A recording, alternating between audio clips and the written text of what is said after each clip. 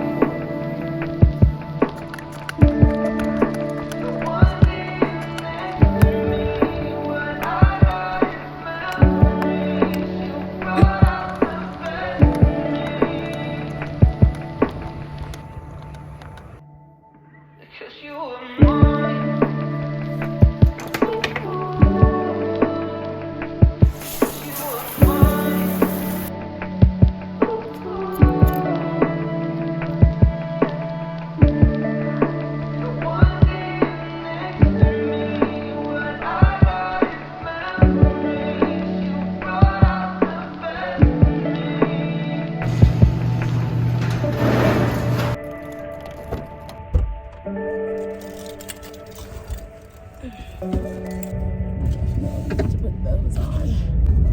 Yes, so it's about 7:30. I'm on my way to work. I don't need to be at work till 8, but leaving at this time gives me enough time to get ready in the mornings, get my notes all ready, and it also leaves time for traffic or anything like that. So during the week I don't need to be at work till 8, but on the weekends, like tomorrow and Sunday, I like to get to work around a little bit earlier, like around 7:30. So once I get to work, I'm going to take you guys along with me, try to explain my routine, what I do, like how I prepare for the day. Like obviously I cannot take you into patients' rooms.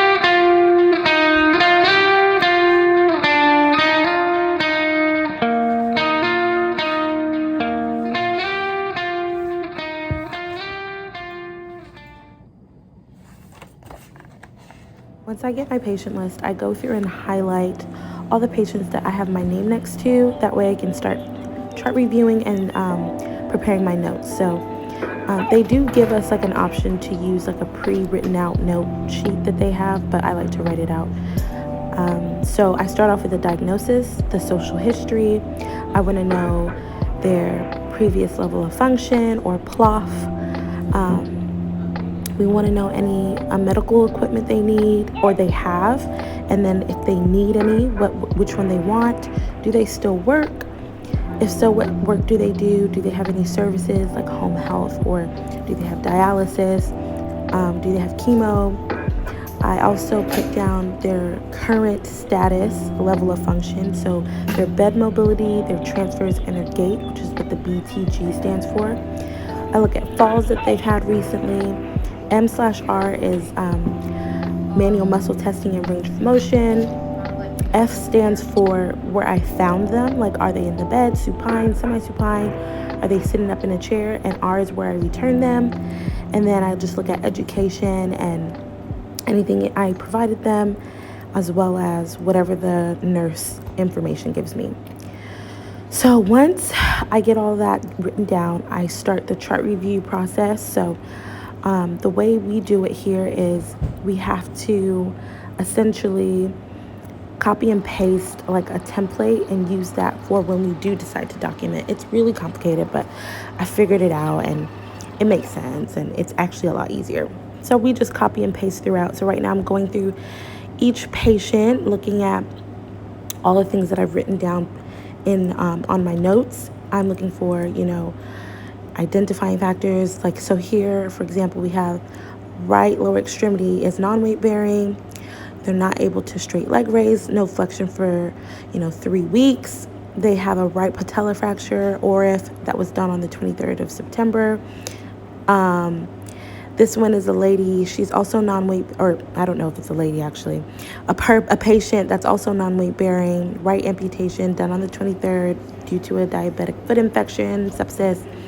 all that. So I get all the information I need, and then oh, this is like a quick, what's it, COVID vaccination. Yeah, I tried to do it on Wednesday. They were like, no.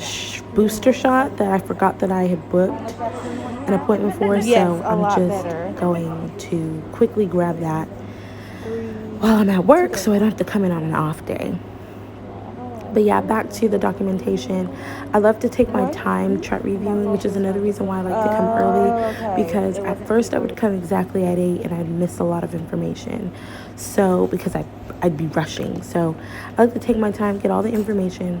So once I've done that, I grab a walker and I start heading to the floor that I need to see my patients, and I kind of divvy out how I want to plan the layout because it's a huge hospital. So I go to the furthest place and then kind of work my way back to the rehab office. Always hand sanitized, baby. We are always staying sanitized, and that's on what?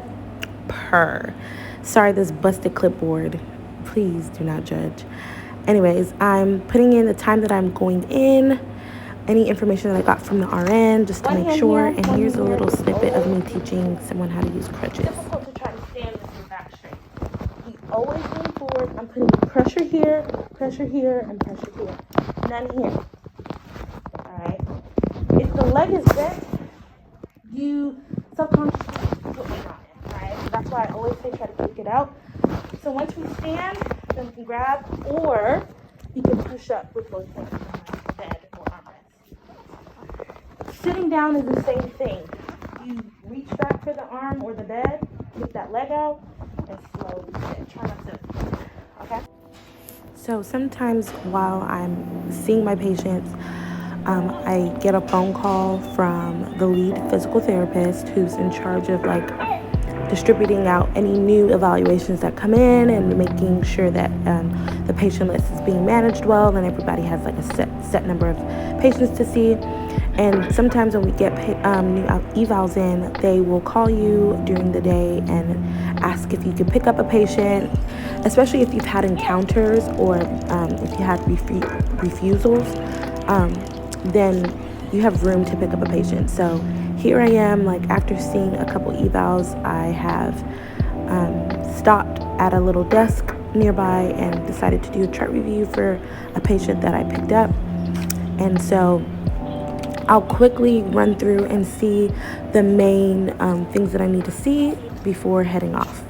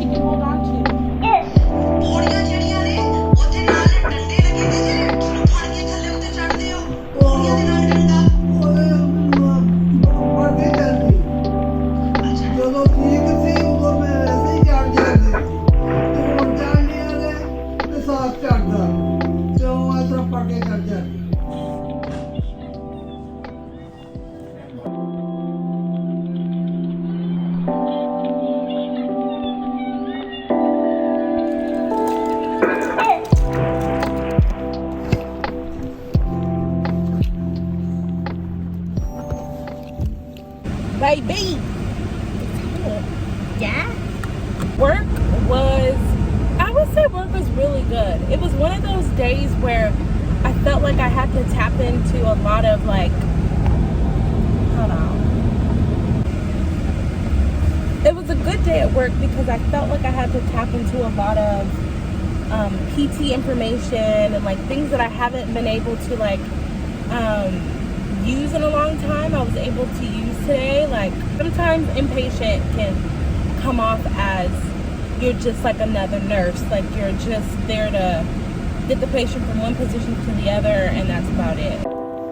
So on this day, I decided to show you guys what it looks like to do some treatment. So it's either you're doing an evaluation or you're doing a treatment, and treatments are just us, maintaining a patient's mobility while they're in the hospital, whereas evaluations are, as you guys know, but if you don't know, evaluations, we evaluate the patient, see what they can do before a nurse or doctor or any other health professional gets them out of the bed. So I wrote down on my notes, you're just looking at their what they did previously with the last PT and what they are doing today, just tracking the progress or the regression. Today, I think I was working with COVID patients, which is why I got my N95 on, girl, because you gotta stay safe. So yeah, I prepare in this way, and I think I was showing you guys more of what it looks like to work with COVID patients and the PPE that's involved. So usually we wear our N95 and then a mask, like a normal surgical mask over, and then they require us to wear a face shield, and that's everything for the head part.